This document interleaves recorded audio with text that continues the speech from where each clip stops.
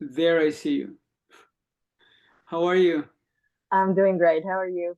I'm doing good. No complaints. So good to see you, Melinda. Good to have you here. Thank you for having me. So let's talk a little bit about tennis and your life in tennis. Would you mind Okay. introducing yourself um, shortly to the people that are listening or are going to listen? Of course. Well, my name is Melinda Czink.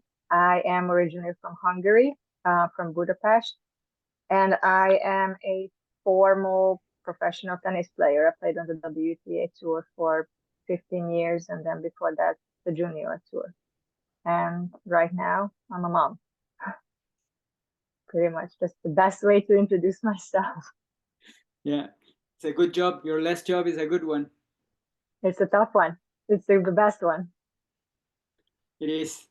So, Melinda, I'm gonna try and take you to a through your journey. So we're gonna Okay. go back in time. So my first question is, how did you started to play tennis? What drew you to tennis?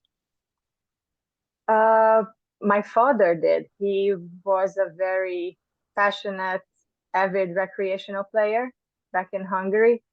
And I have a younger brother. He's 3 years younger than me. And we've always did sports, from swimming to judo, um, football, European football, soccer. And then my dad spent more and more time on the tennis court for himself. And then we kind of tagged along and we started to play, just pick up balls first, and then we wanted to play. So he kind of created little beginner groups around us for us with other kids. And then we liked it more and more. We started to play more and more. We started to compete, and it just grew, really grew. And was there any specific moment where that you remember where you fell in love with the game? I think I fell in love from the very beginning. I love that the sound, the ball bouncing, that it's so big and free, that it gets to be me who makes the decisions, the competition, the training. I don't know. I couldn't even put it to words, but I was always excited to go to practice. Beautiful. And do you remember how old you were, more or less, when that happened? When I started, I was almost 9. Okay. And your brother and yourself you started together, so he started earlier. Yes, yes. He's 3 years younger, and we started together. Beautiful. And what was the influence of your parents in your tennis? Mother, father, were both involved, or one was more into tennis and the other home? Yeah, I think they had a balance where my mom pushed education, pushed school, and my dad pushed tennis. And we were only allowed to play tennis if our homework was done, if our grades are good. And this was like between them, it was a little bit of a battle, but it created a very good balance for us, I believe, because we had to get the homework done and we had to perform well in school. So we earned the right to practice and compete. And this way, it always worked. We weren't always pretty. We had a lot of talks, but it worked. Nice. So if I listen to that, like school had a certain priority bef- Always before big tennis. priority. Yeah. Okay. It has changed a lot for many families nowadays, no? Where tennis is number one and school is a little behind. Yes, yes.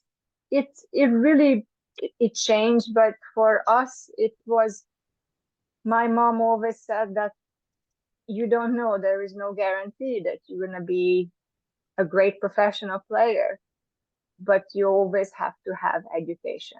That has to be given, and that has to be always perform at the highest level. And then tennis is a bonus. That was really the approach in our family. that my mother enforced. Okay. And so your dad was the first one to go with you and your brother to the courts, but did you have any coach after or a coach that influenced the way you played tennis?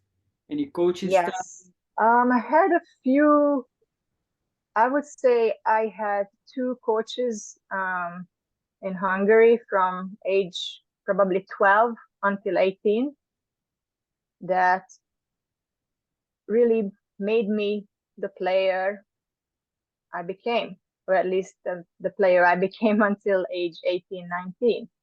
The first one was, well, that time it was post-communist Hungary. So there were no private clubs, there were no having a private coach or going your own individual way was non-existent. That just didn't happen. So every single player belonged to a club. Let it be, I trained at the military's club. It was my club's name was military. And there were around 20 kids, mainly girls in that club.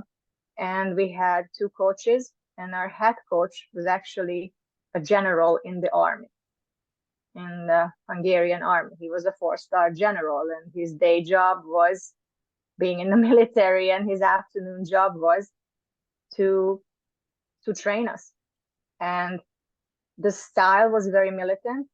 Um, the technical development wasn't very advanced, but the structure, learning to work, routines, discipline, we learned at the very early age. We were very, very disciplined. So that was the requirement. Otherwise, you couldn't train at that club. We followed orders very well. I think that established a I've learned to work hard. I learned to become independent, and I learned to have routines at a very early age. And that I believe that really helped me. What I didn't like there, looking back, thinking back, that time I didn't realize it. Where we grew up in the system where making mistakes was bad. Repetition, and quantity over quality. Make the balls in, don't make a mistake. And we were not free to try. We were not free to play with the ball. We were told what to do. And in a sense, we were little robots executing what the coach asked us to do to the highest level. And we learned not to make mistakes, which resulted, once I got to a higher level, like ITF juniors or even WTA, it resulted in me pushing the ball, because I was trained so much not to miss that in the big points, I try to make the ball and push the ball. And there are those situations, when you have to go for it, when you just have to be brave and you have to go for it. And that was not there for me, because that's not how I was trained. That's not what was a habit for me. So I had to create that, had to work on that to develop it. On the other hand, I never had a problem setting up practices, working on my own, going out, doing my serves, structure a week of practice for myself, even at the age of 15, because that system we grew up in taught us how to be very disciplined and very diligent at what we do. And so it was an interesting system. I have two questions to that. One is, did the general have any background in tennis, or it was a sport that he didn't really was familiar with it? He had some background, it may be a semi-professional level, Okay. but not a professional level. No, he was designated to that spot by the military because he had some tennis background, and he started to coach. And because he had this system and he had a lot of kids, a lot of girls, and he created a very competitive environment, sometimes healthy, sometimes not a healthy competitive environment. we were the #1 club in the country. We produced the most results, the most national champions, district champions, European champions, Orange Bowl champions, top 50 ITF players, the juniors, and out of the 20 girls, 5 of us made it to the top 100 in the WTA. That's very So, impressive. yes. So, the results speak, but the methods are sometimes questionable, thinking back. Yeah. And the other thing that stays in my mind is you said, okay, you grew up playing with a little bit of too much care, not to miss and not to make mistake. So you mentioned there was a moment where you had to learn to do different. Was it difficult for you to come out of that mental structure, like being conservative to be more aggressive? It was easy to come out when I was on the court to let the shots go and go for it, because my style was a first striker. I was actually my style of tennis, or my player identity was a first striker. I was a very aggressive player with not the greatest footwork and not the greatest, moving skills, but I was very good at taking the balls early, find the opening, and strike the ball. So it's a bit of a contradiction how I was raised to play versus my nature of how I wanted to play. So changing the style wasn't difficult. Accepting the mistakes that came with playing freer and going after my shots, accepting those mistakes were extremely difficult. How did you deal with it? Well, I think I'm actually in the record books for having the second most consecutive losses on a pro tennis tour. I think Vince Spady is #1 with 23 losses in a row, and I have 17 in a row. So I didn't deal with it very well. There was one year where I had 17 first-round losses on the WTA tour, but it was some challengers, mainly WTA, 17 tournaments in a row. I lost first round. That was my learning curve. And how did you deal with that? Because that's difficult, no? You lose once, twice, 3 times, 4 times, fifth time, you start to expect, how am I going to win today, no? And after the 17th, do you remember the 18th match when you won for the first time? I actually don't. I don't remember the first one I won. I really don't. I just remember that after around 8 or 9, I got very good at losing. My mindset and my acceptance and everything, I just got extremely good at losing. I knew I'm gonna lose, and I think mentally I hit such rock bottom that I just didn't know how much further down I can go before I start climbing up. I knew eventually I start climbing out of this, and what goes down must come up sooner or later. So I knew it's gonna happen, but it's just, I think, how you get sometimes used to winning, or how you get, in the zone for something good. I got in the zone for something really bad. Yeah, that's very interesting. Can you describe what it was for you to be good at losing? Uh, it is honestly hard to, but I never tanked, or I never surrendered, but deep down, I had no belief that I can win. I fought. It's like you fighting a battle that you know you're gonna lose, but you still fight it. Like, I gave my heart and soul, but deep down, I just didn't believe it. I didn't feel it that it's going to happen. It was not a conscious thought. It was a feeling that it's just not there. And what motivated you?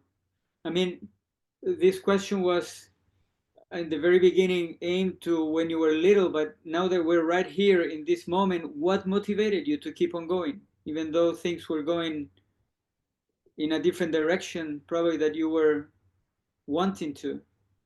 I loved competing. I really loved competing. I still competed when I had all these losses. Yes, some of them were very hard, especially after. Some of them were very hard to process after.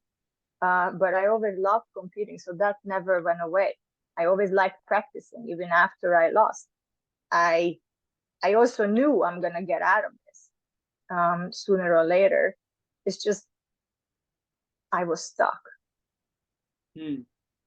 And I imagine, did you notice the environment? For example, the other players. Oh, Melinda is now winning, so people talking about that. How did you feel in that Oh environment? yeah, it really happened not right away. I went from once I started playing pro tournaments, I went from back then they were the 10Ks, not the 15Ks. So there were the 10Ks, 25, 50, so on. I started playing the 10Ks and the 25Ks, and I built a ranking. I went to from no ranking to 300 in a very short time. And then from there on, basically from no ranking breaking into the top 100, I went in less than 18 months. It was between a year and a year to the top 100. Yes, my first top 100 ranking was, I think, 83. I just went from like 130 to 80 something, and that was my first top 100 ranking, and that somewhere between 12 to 18 months from 0 to 80. So I was ready. The juniors that I played and where I played in the heart of Europe. I always played in the heart of Eastern Europe, from Hungary to Slovakia, Czech Republic, Serbia, Croatia, Romania, Poland, just the powerhouses. Because my parents always believed, and also our coaches believed, that if you're good, play with the good ones. Do not go. They didn't believe in it. Also, my parents couldn't afford it to send me to play in South America or Africa, or where it's a bit easier to get points and get a ranking and so on. So just to get going on an easier way. They could never afford it, and they said even if we could afford it, we would not let you do it. Either you're good enough or you're not good enough.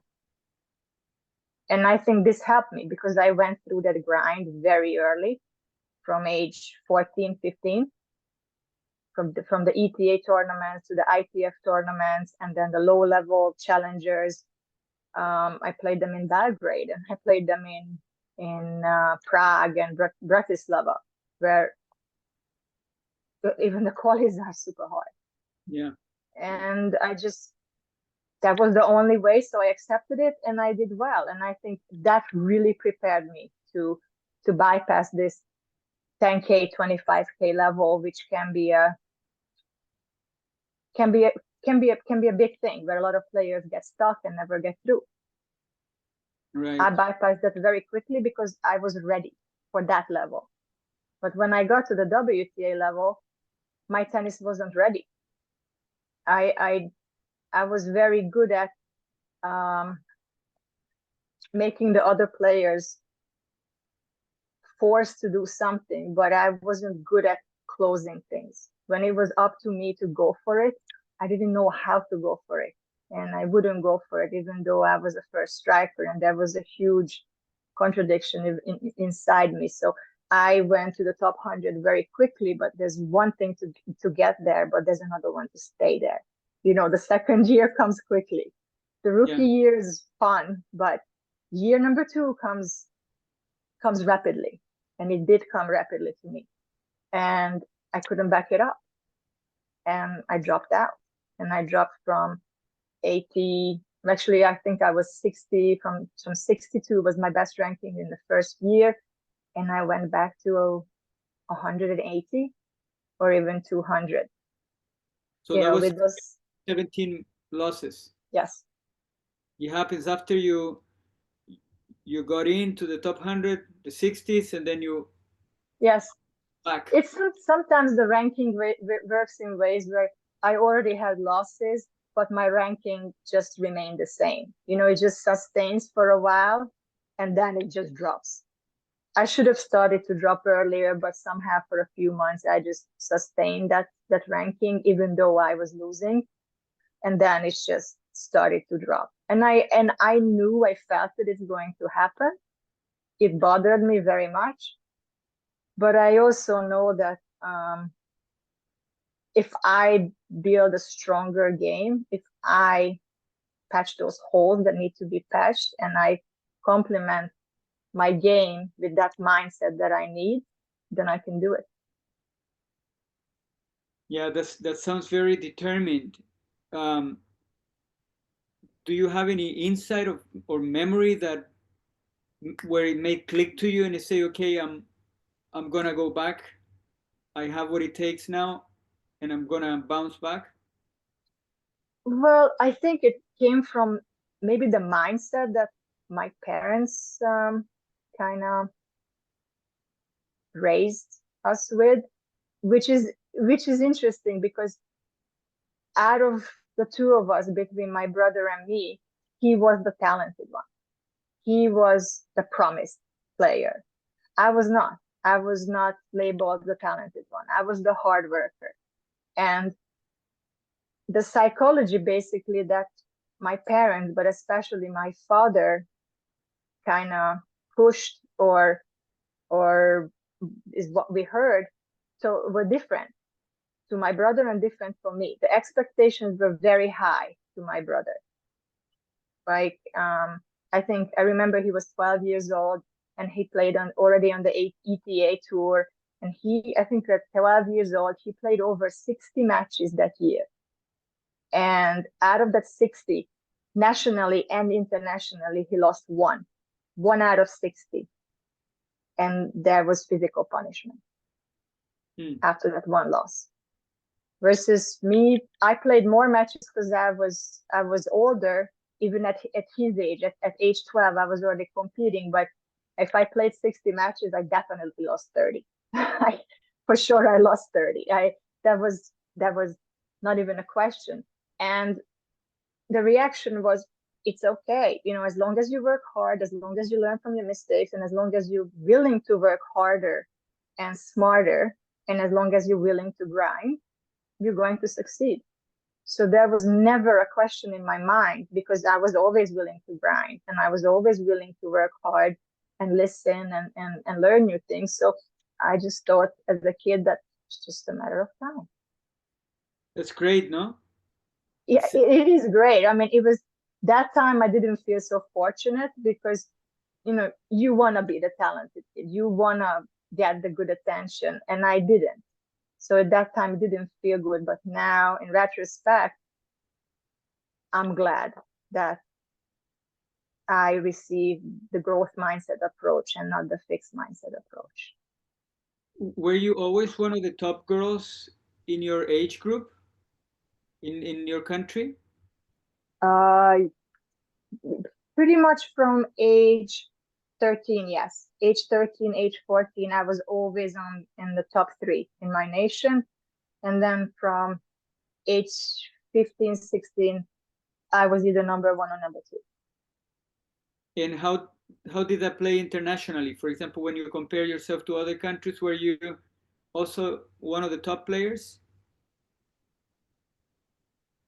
I would say I was in a top bunch, but I wasn't one of the top players. No. Okay, but I you was were probably I was definitely in the top 25. okay. Like, but never the top 5, or never one of the, like, oh wow, yeah, she can really win orange ball, or yeah, she's really gonna be. Who were the names, for example, on your age? The Um, top 4, any name that we know as a professional player for sure. Katarina Srebotnik, Tina Pichnik, Kim Kleisters, Flavia Panetta, Henin Kleisters, Hantukova. Who am I about my age group? These girls. A tough one. Pretty tough year, no? Yes. It was, yes, it was pretty dense. Vinci, Roberta Vinci. And how was your environment, your training environment? T Tell me a little bit Uh, about that. with the military's club, it was extremely tough, very competitive, not always positive and nurturing. It was the tough survives kind of mentality. It was hard. It was competitive. I liked it, but it was not an environment where you can really reach out and speak freely. Like, you have these mental sessions with the group of players, and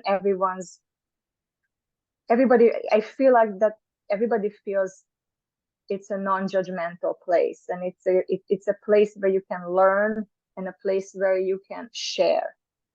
And I believe that's how it should be, but that wasn't the case. Just to give that Take example. me a little bit through a day of practice when you were 15. How was that? Well, I always I always had to attend school. That was my mom's condition. So pretty much from age 14, I trained in the morning. We practiced in the morning from either 6 a.m. to 8 a.m. or 7 to 9 a.m. Then school started at 9:45.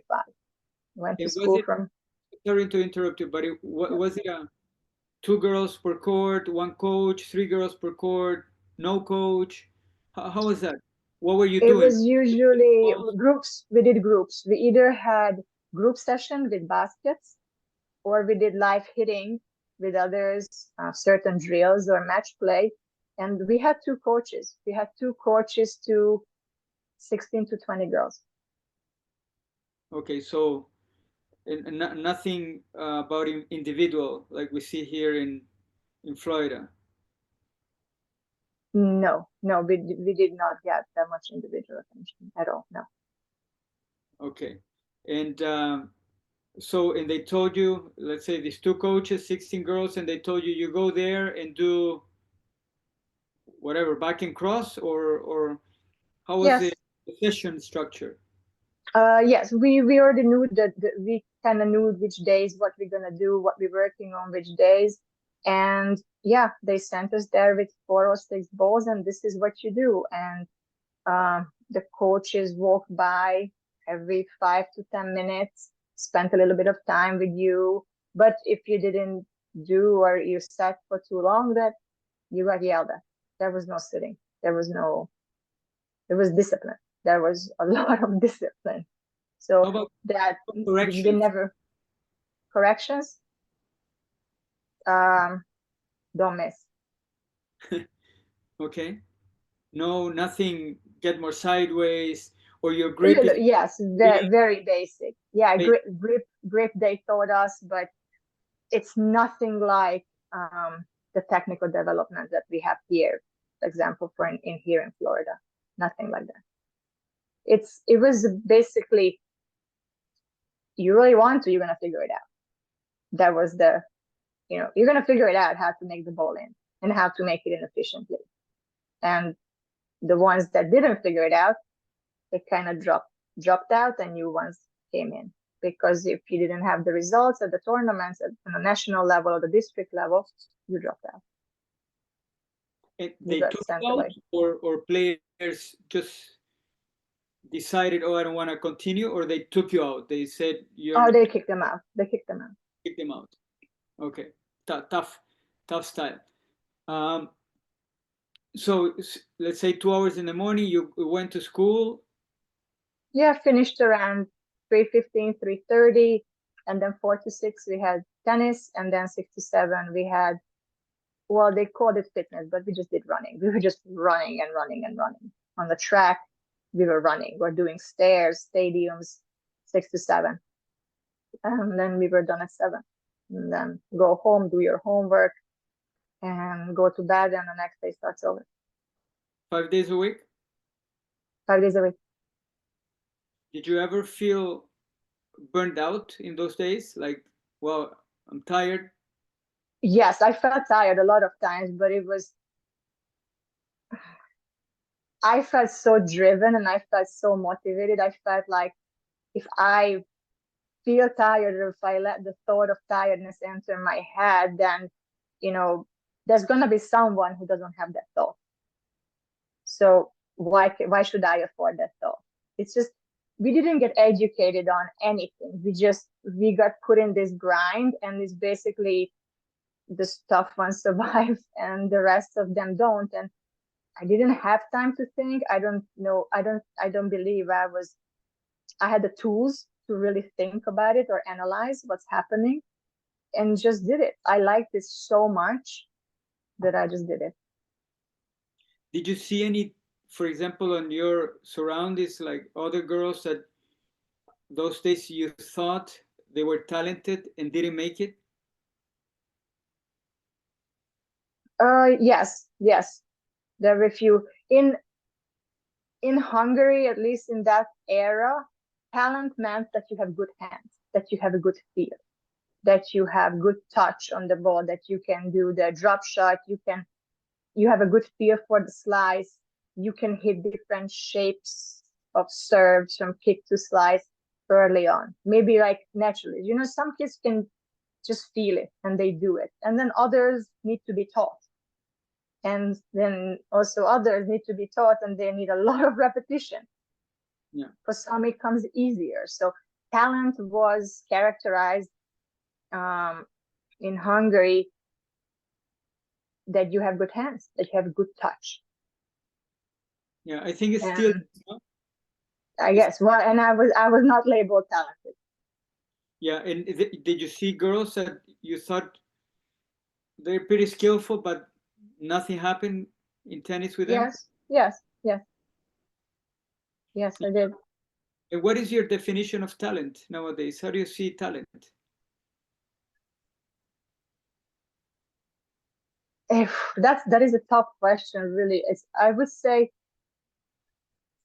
talent is not one thing. Talent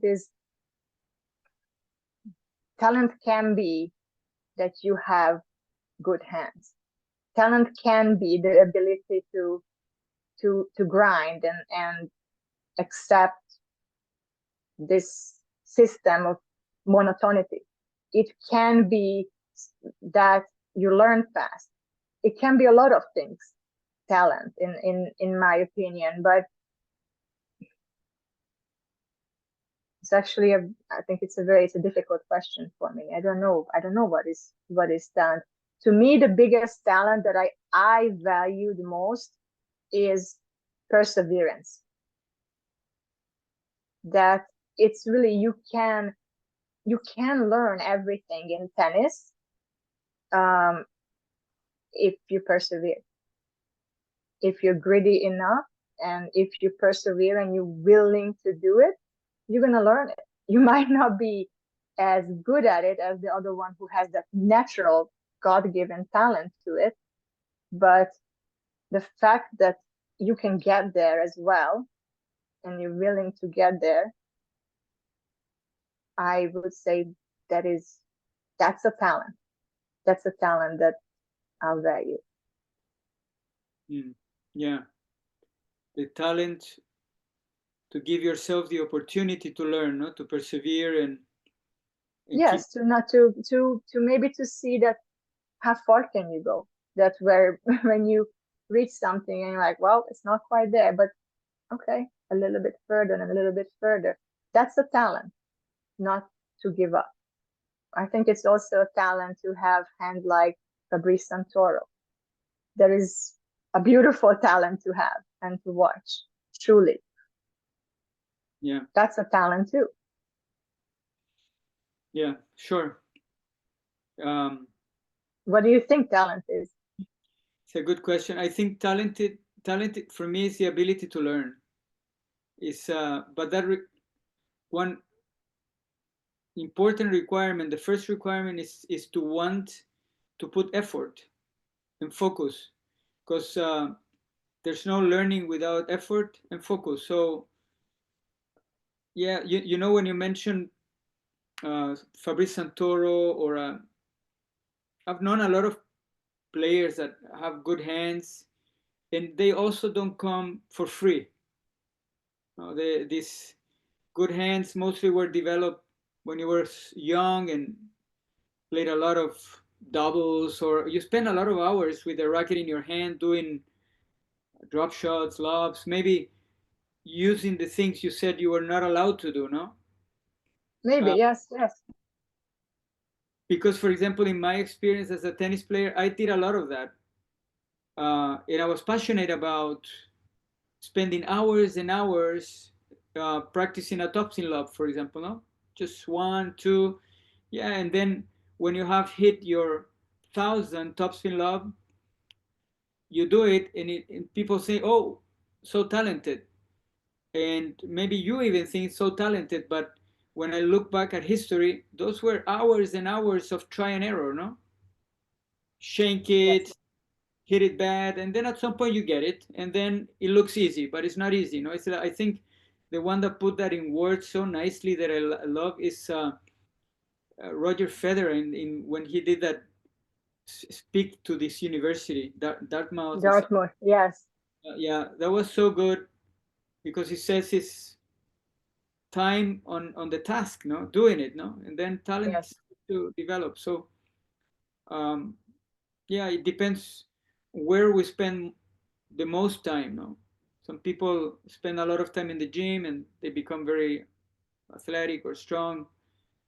Yeah, but it's a great question because I don't think at this point that there is one answer that you can say like this. Oh, this boy is talented, this one is not, no, because I've seen over the years as a coach uh, disparities. Now the talented don't make it, and the other makes it. No, so yes. so Just what was it? Yeah, has talent for, I don't know, maybe perseverance or hard work or something. yeah. Yeah, So something what else. what was the talent you asked after? No, uh, but I think it's so interesting. I think this aspect is big, and you lived it. I didn't. The discipline, to be in a system that is so disciplined. I think that is one of the things that really pushes people to a higher level of performance. No, now there are different ways to install discipline. No, you can do it through force. Maybe you can do it through motivation or persuasion. I don't know, but what you went through and the results they've had, I've seen that in different parts of the world in tennis. No, that discipline creates something very special. Yes, and discipline in certain eras or time, because discipline in that time in the what was that, 90s, when I was, is this different than discipline in the 70s or different than discipline now. So it's I think Yes. it also depends on the time and the place Hmm. of. Uh, Out of your perspective, having experienced that discipline, no? How do you see discipline today? It I do see incredible discipline from people, um, but I would say that maybe the standard of discipline changed a bit, because I think environment, yes, um, I think was, in certain ways, players today can do so much more than even when I was a kid. Physically, athletically, power, movement, everything. I just feel like it was before. Maybe there was less wiggle room for players. You just had to do it, and you're gonna make it. That was really the philosophy. If you do it, you're willing, you're gonna make it.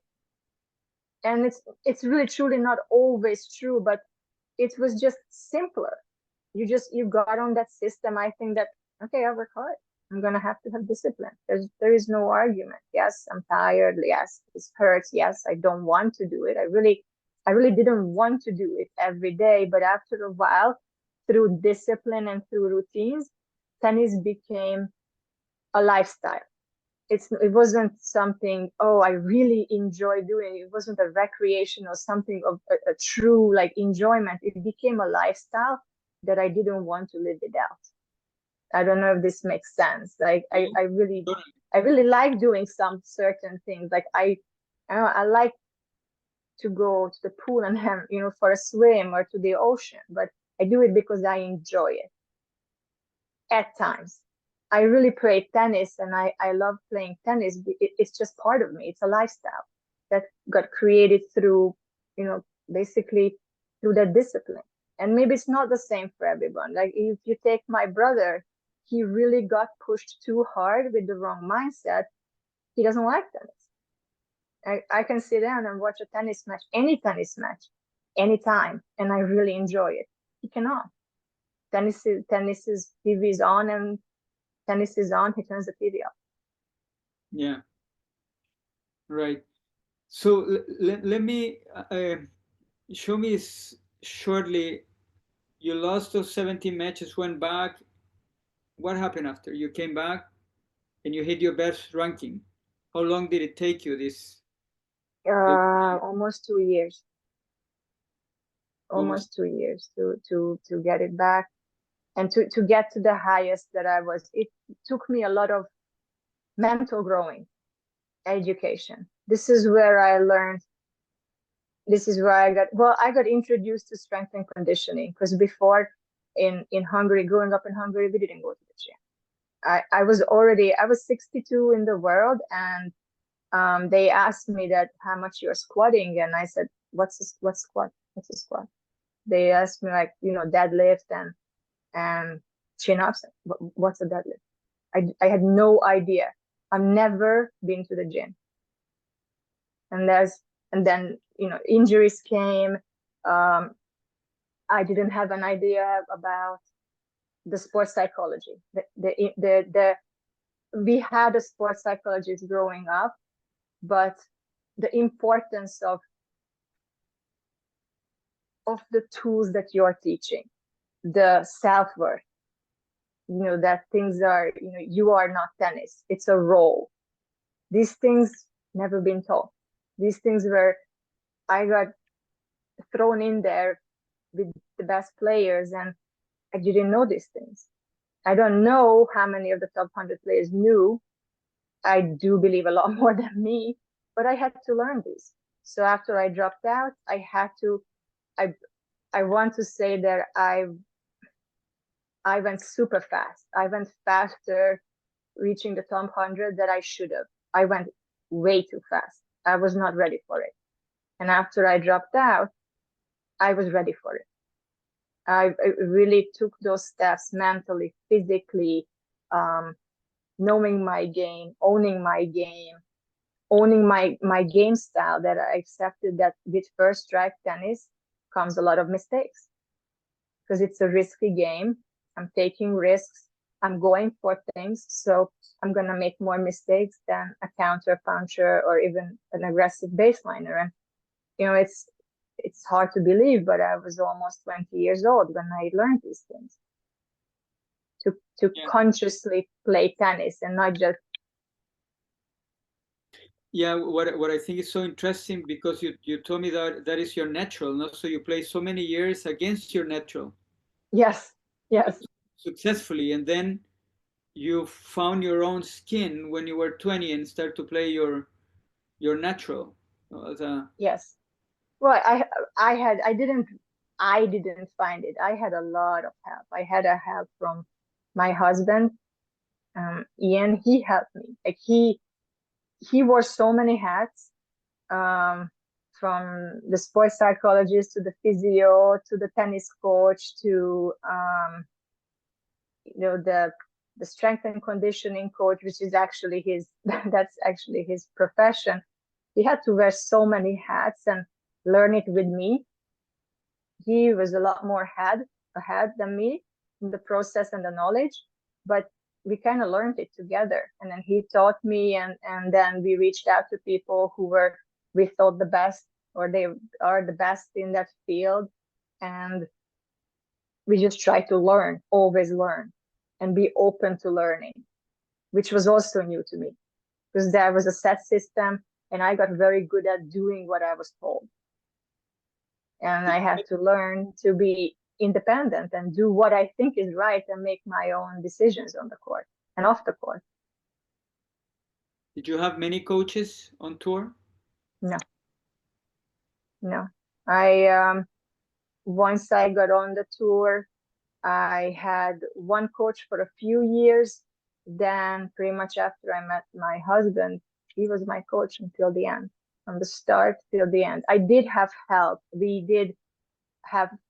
consulted. Like I got coached by Phil then.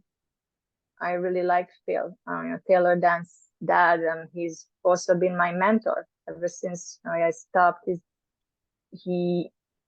His style and his knowledge of tennis and all that had a big impact on me. So we always reached out and paid for other coaches to help me or help Ian.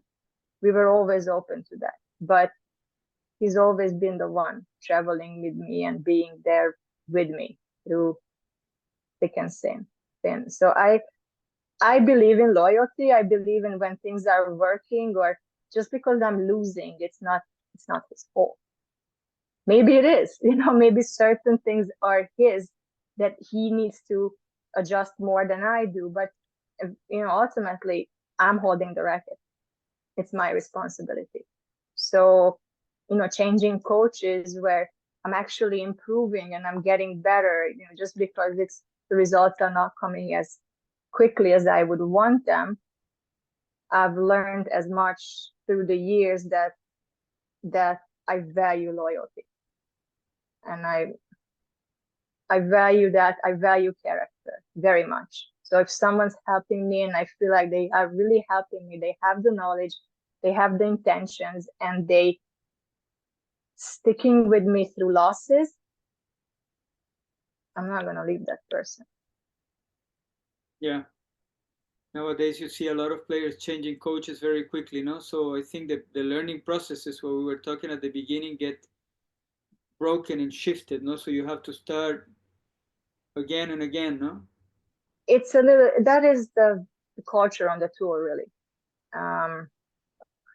Changing coaches, rotating after seasons or certain months. It's still, I think a lot has to do with how the coaches sell themselves. They promise a lot, and then still a lot of players, even the high level players, they believe it because they want to believe it, because they want to believe in the magic touch or the magic cure or the magic Kool-Aid. And then it doesn't last long. It lasts a couple months until the honeymoon period is over.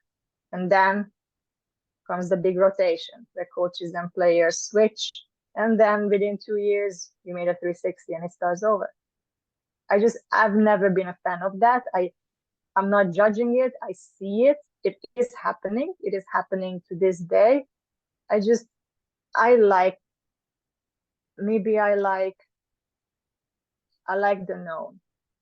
I like to develop relationships where we don't have to talk. We don't really have to use too many words, but we know what's going on. We know what we're gonna do, and it's just, there's some comfort in that silence and that comfort in that relationship that you already built, in that trust and in that bond that you have with the other person. It'd be, a coach, or I had hitters who traveled with me towards the end of my career, and I didn't switch them.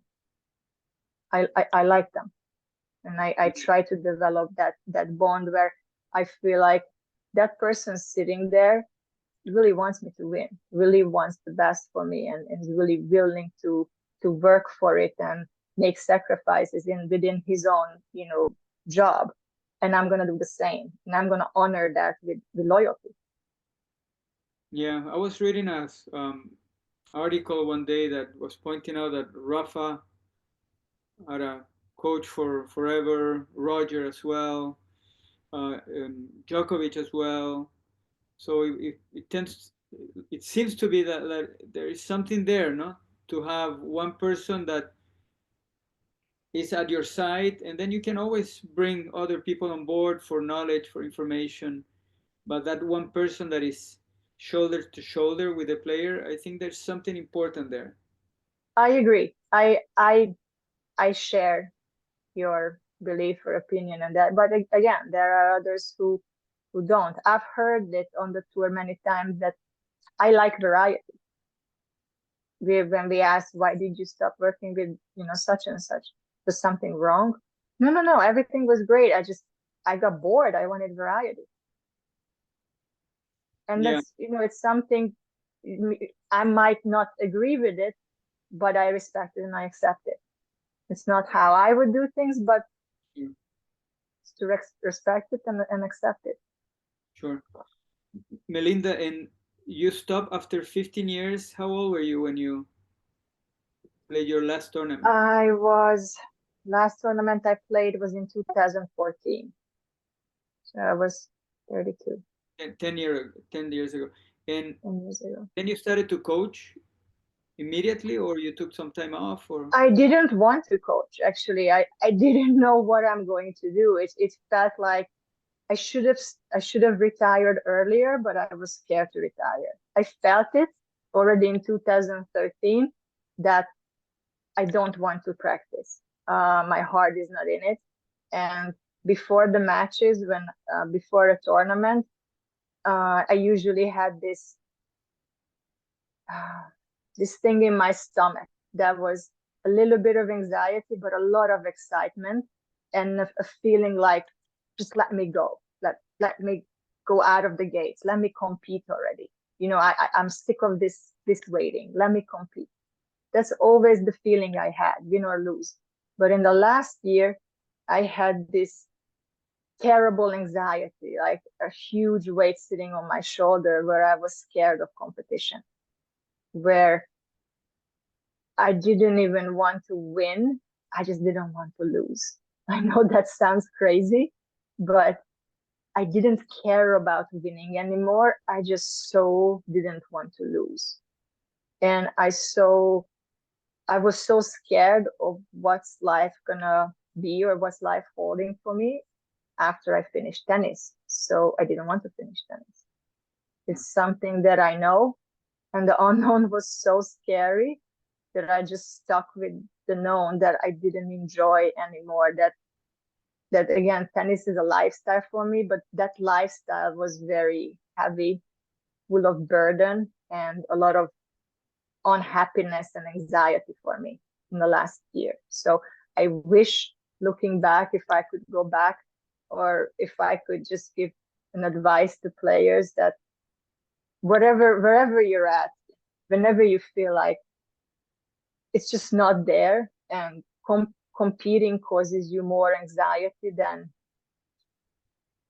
happiness, that healthy adrenaline, that I think there's unhealthy adrenaline, then it's time to evaluate. And there is life after tennis. It was crazy that I made the decision. I said, I don't know, maybe this is the end.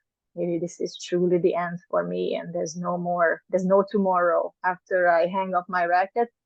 But I woke up and there was a tomorrow. And honestly, it's just new chapters opened up. Honestly, the best chapters. I had our son, and I love coaching, and I never thought I would be coaching. I never wanted to coach. It just happened. But I wish I did it sooner. I wish I made that decision 12 months earlier, thinking back. Now that you say that, I've had conversations with other good players, successful players, that they started to feel more nervous towards the end of their career. Yes, So it's I not a, think it's time. I think they felt, maybe I didn't feel it. I didn't know it for a while. What is it? It just felt so wrong. The wrong kind of nervousness. Because of course, there's nervousness, but that adrenaline just builds and builds, and then the adrenaline just transforms into competition and something good. Well, that adrenaline did not transform into anything good for me. after a while. And then I realized that that's it. I just don't want to. Now going to practice, doing the same routine I just didn't want to. I didn't have the drive or the motivation to do it. I just went through the motion, but my mind wasn't in it. That's when I knew that it's time. But I was just so scared that this is all I know. This is all I've done. And this is who I am. Again, I got better at self-worth, but clearly not good enough. And, if I'm not tennis, then who I am? Am I anyone? But it just kind of fell into place. Yeah, and so something I personally experienced playing tennis is that while you're playing, you wake up in the morning and you know you want to be a better tennis player that day. So you go do all you can to be a good tennis player, and then the next day the same happens, and it starts to be a constant in your life, no? So you wake up and you're always trying to be better.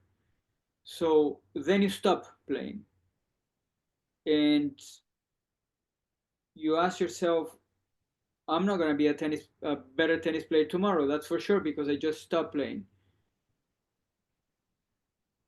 Did you find anything else that has a drive that gives you the motivation to keep on getting better at something? I I love to I love to watch tennis. I love to watch other coaches. I love to watch players. I love to I love to learn. I love to notice things. I like to notice the good. I notice the not so good, but I still feel like I can learn. I don't know. I think I'm curious. I'm just curious, and that I think every day makes me. Every morning I wake up curious. I don't know. That's really the best way. Like not that I cannot exactly say that I wake up every morning and I'm so excited to learn and I want to learn more. I'm just maybe that is what's happening, but I wake up and I'm like, okay, I'm excited. What's gonna happen? Like I'm curious what I'm gonna see today. What can I implement? What my player is gonna do better today, or are we taking 2 steps forward, 1 step back? But it's okay. Let's tackle that 1 step back. And I don't know. It still motivates me every day. It's just yeah. Some days are hard. Some days are hard, but I still kind of find something. Like I really like it. I really enjoy it. And how did I find it? I guess I got lucky because I had a nice transition where I didn't do anything related to tennis after I retired. I didn't want to, but then I got asked to be a travel coach or travel coach or travel companion, really, for a girl. She was 16 that time. She was around 150 in the ITF. I got asked to go to Europe for 4 weeks, 3 weeks in Germany and 1 week in the Netherlands. And that's right down my alley. I speak the language. Just my half my life in Europe. I know everything, and I know how to travel. I know how to be a traveling coach. That was very easy for me. The lifestyle, the hotels, the routine, everything. So I said yes. And then the 4 weeks turned into she did well. And then I was asked to coach her. And I really didn't. And I said, I don't want to coach her. I want to be her hitting partner because I don't know how to coach. I'm not a coach. And just because I was a good player doesn't make me a coach. A traveling coach is different. I was very efficient, providing and making everything happen for her, but it's different than a coach, in my opinion. So I was her hitting partner, really. And eventually I started to teach her through hitting. I put her in certain environments. I showed her, you do this is what's going to happen. Then it just turned into where I became the coach, but I wasn't a good coach. I wasn't a trained, experienced, deliberate coach. I was someone who was coaching out of instinct, I would say, trying to help a player out of instinct and out of experience. That's maybe a glorified hitting partner, I would say. But then she went from 150 to top 50 in the ITF. So, but I do believe it was because she already had a lot of skills. We added some skills, but basically she trained 3 to 4 hours every day with the freshly retired WTA player. And that raised, and that was the environment, the mentality. Like, I showed her the mentality and she followed it. And I do believe she was ready. Like, her tennis as a product was ready for that. If I get someone it's not in that stage in development, doesn't have those skills or those strokes or so on, I wouldn't have made her make that jump forward. I'm sure of that. So I got lucky. I think she got lucky in a way, and I got lucky in a way, and that transitioned me into, I'm like, okay, then let's learn it. I still, at that stage, I still knew that I'm not an experienced coach. I'm not a good coach. I don't know much about coaching. I have to learn it, how to coach, what to coach, how to relate to players, how to talk to players, what to teach, the consistency, the short term, the long term plan. I had no idea. And I was not scared to admit it, because I know I don't have an idea. In what do you think are the steps to become a coach? How do you become a coach? How do you learn to be a coach? I think in my opinion, the first and most important thing is you have to care. I think you really have to care about the player or players that you work with. That I think if I care, and I always cared, they know that I care. So they gonna want to hear what I have to,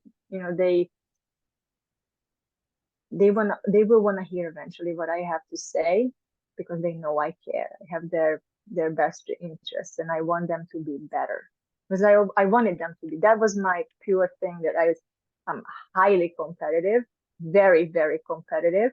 But by then I had some knowledge of the process. Like, I knew that it's just, result. It's just not going to happen, that there is a process. And I recognized what stage they were in. It was so that was very easy for me coming off the tour, to recognize that this girl is right now struggling with self-worth.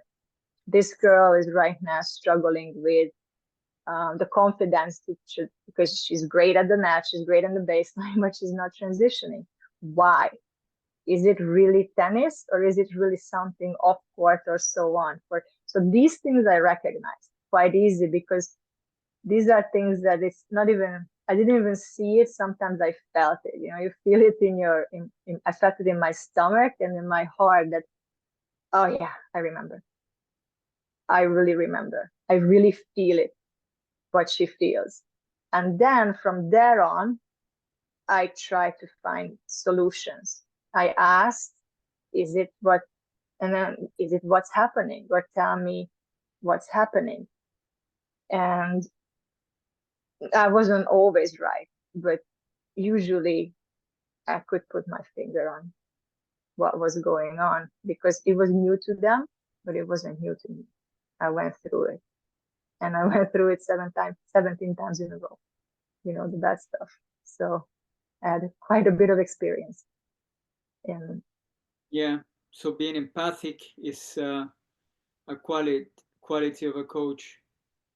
I think it helped that by then I knew how hard it is.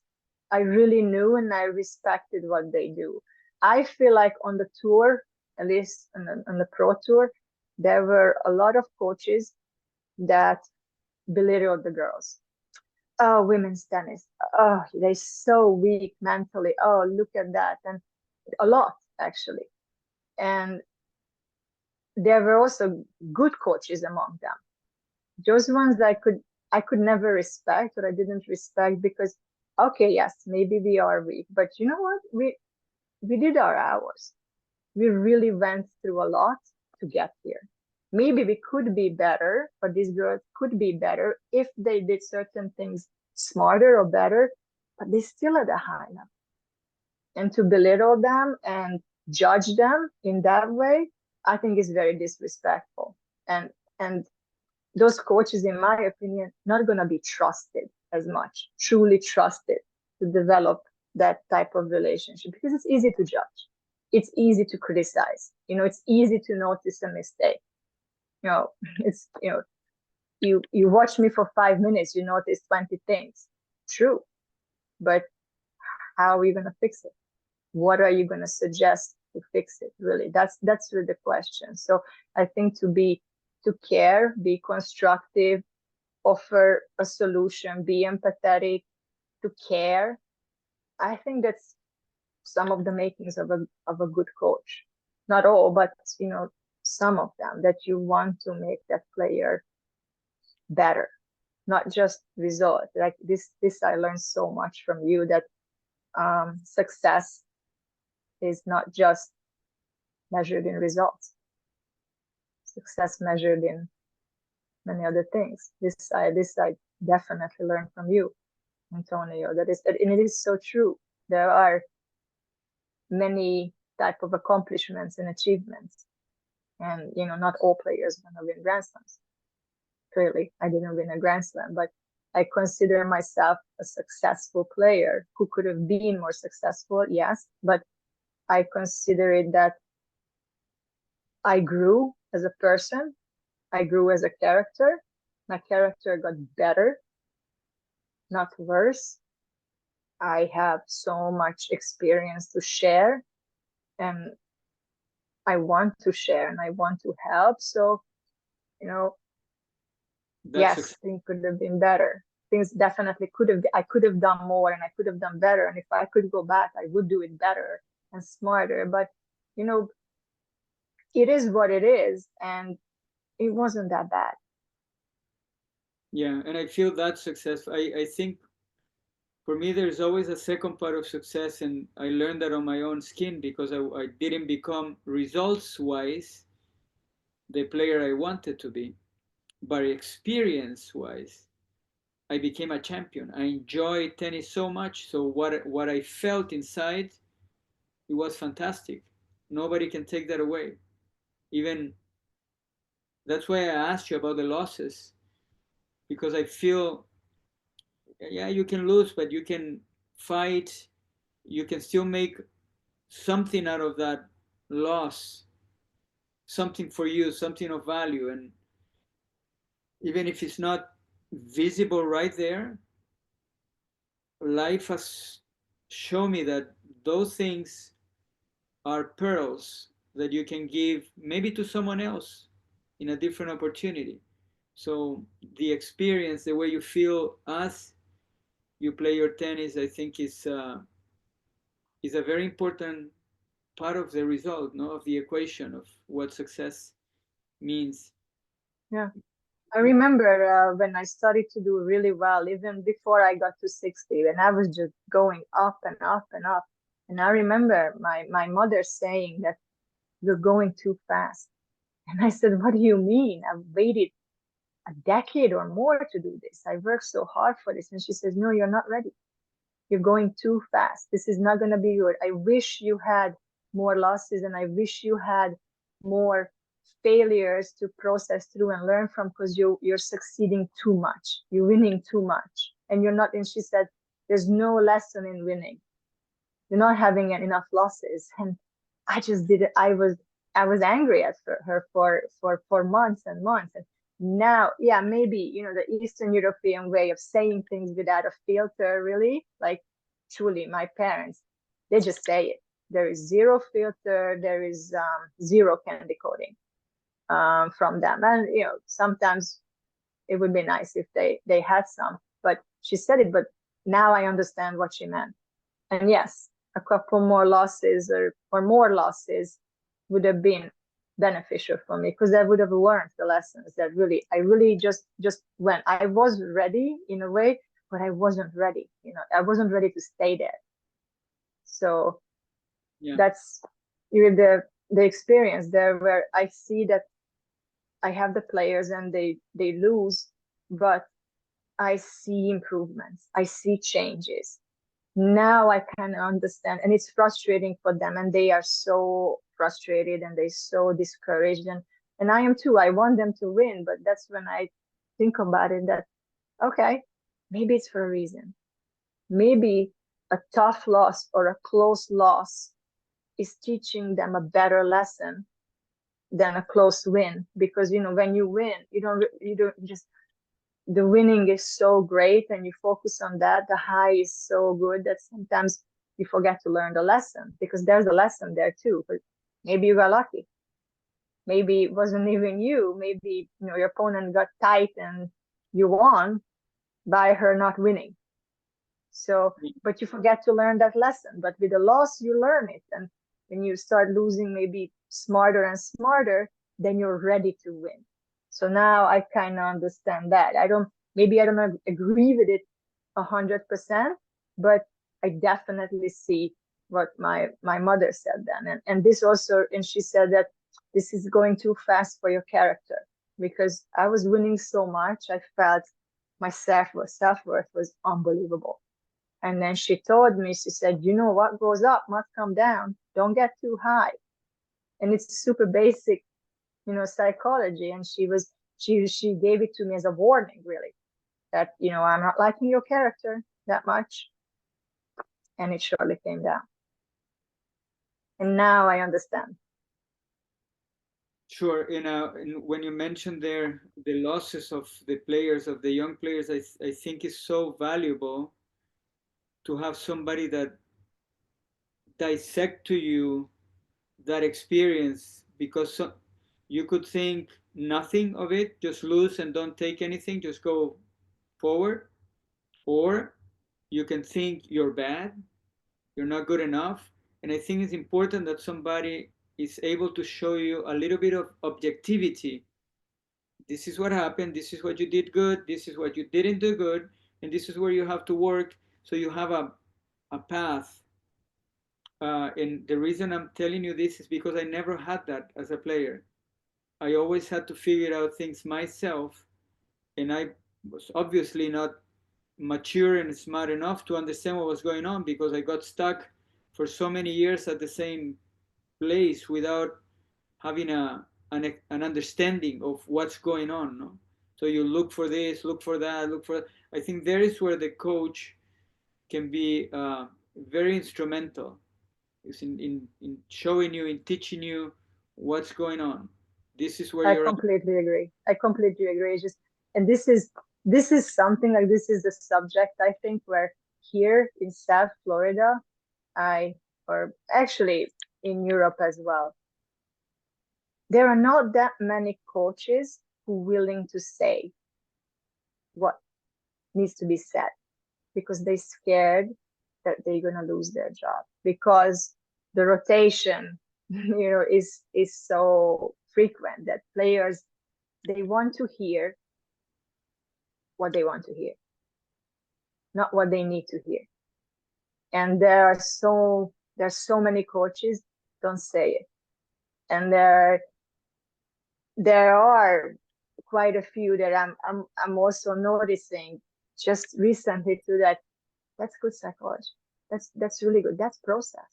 And I learned that too, that sometimes I think maybe don't say it, like maybe that's the way not to say it. But then I see the real good coaches say it. You say it. You saying what needs to be said, regardless what the consequences may be, because the player needs to hear it. But if the player is not ready, there is a risk that you get fired.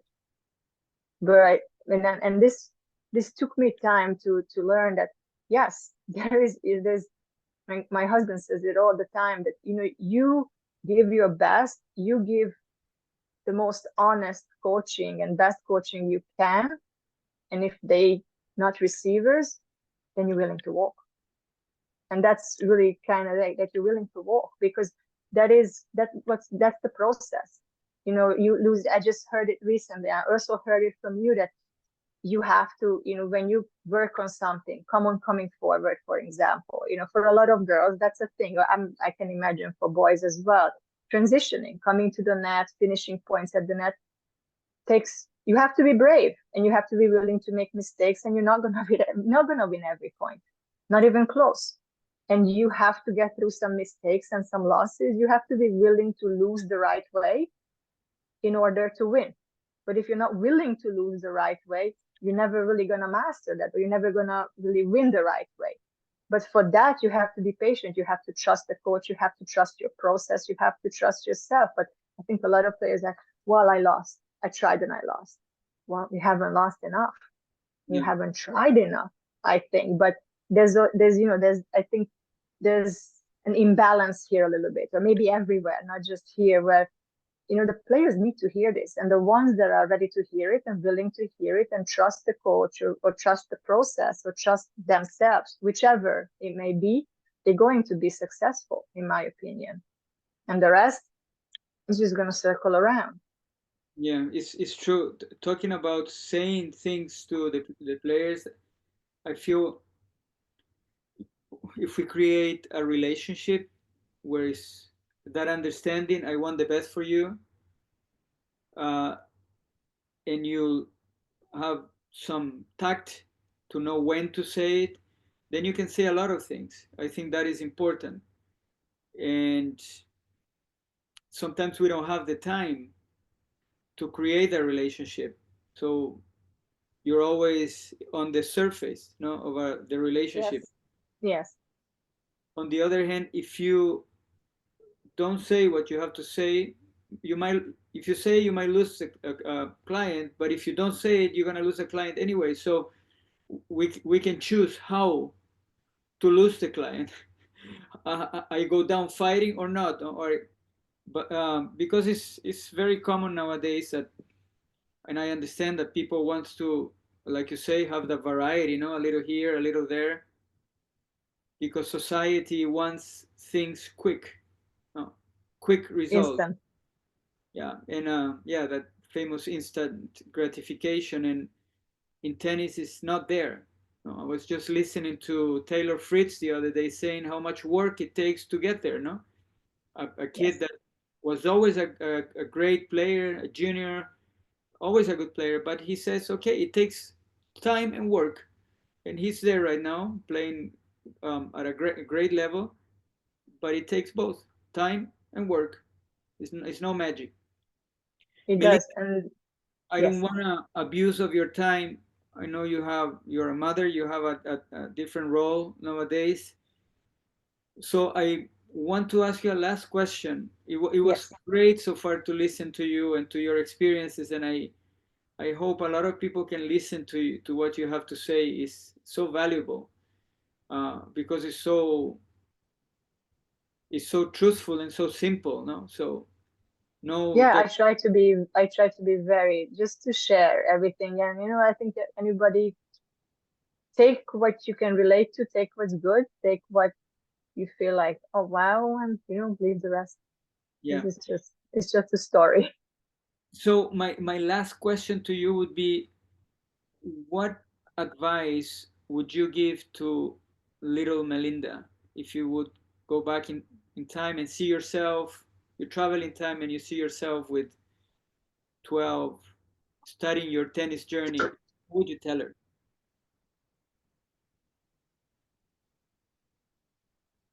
I would tell her to believe more. That times where I didn't have belief in myself, or in the process, or sometimes in my coach, because I had doubts in myself, just to let go and believe, because it doesn't cost a thing. You cannot lose. You don't believe, you're not going to win. You believe, most likely it's going to happen. So that it's just to have more faith and more belief, and more, be braver, go try things. It's going to happen. You don't try it, it's definitely not going to happen. So playing things safe, just even just taking the ball out of the air and cracking it, that's the worst thing can happen. You're going to miss. But if you don't take it out of the air, you're really never gonna get it. It's just, just a silly example to that, but it's just take risks and believe in these risks. I wish I took so many more risks and believed in my instincts where it came from within. Well, I want to, but I was scared to, because from here where I talk to you now, I see it and I know it, but there's nothing I can do. Because for tennis players, tennis has an expiration date for everybody. For some, it comes later, for some, it comes sooner. But that tennis gonna come to an end. So take everything, be willing to do everything you want to, because one, you're gonna have less regret. Two, I think you transfer that to every part of life because you're willing to do it there. It's a life lesson, and it's life lessons you're learning and character you're building, and it's gonna transfer everywhere in your life. I think that's really a main thing that I would tell them. Awesome. I think that's a great advice. Believe, have faith. All right, Melinda, I will let you go. Thank you so much for the opportunity and for your time. Thank you so much for having the time to talk to me and sharing this. I could stay talking to you another hour, but life continues. Thank you so much. It's easy to talk to you. I'm sure it's not the first time you hear this, but it's very, very easy to talk to you. You really make people talk, very easily and effortlessly. All right. Thank you. So, thank you so much, and I will see you tomorrow. See you tomorrow. Bye. Bye, Melinda.